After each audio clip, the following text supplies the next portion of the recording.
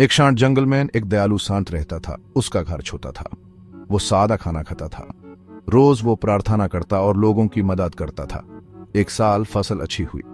संत के पास पहले से ज्यादा अनाज था। उसने इसे संभाल कर रखा।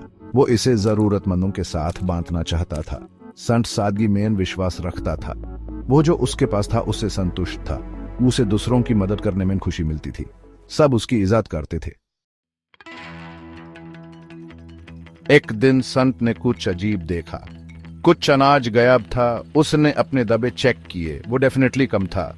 उसने अपनी झोपड़ी में इधर उधर देखा। छोटे छोटे पैरों के निशान थे। एक चूहा उसका अनाज चुरा रहा था। संत हैरान था। चूहा बहुत चालाक था। संत ने चूहे को पकड़ने का फैसला किया।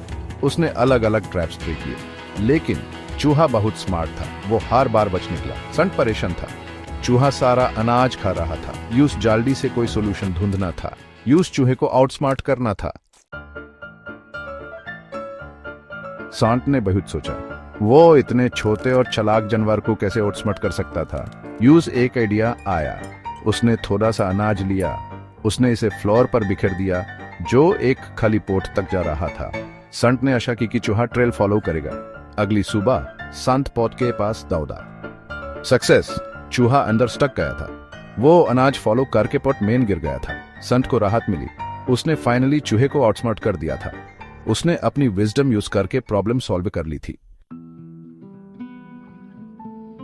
संत पोत को बाहर ले गया। उसने चूहे को दूर जाकर छोड़ दिया।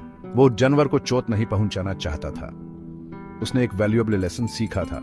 संत को एहसास हुआ कि विजडम किसी भी ट्रैप से ज्यादा पावरफुल होती है। उसने चूहे के नेचर की समझ का यूज करके उसे आउटस्मार्ट किया था।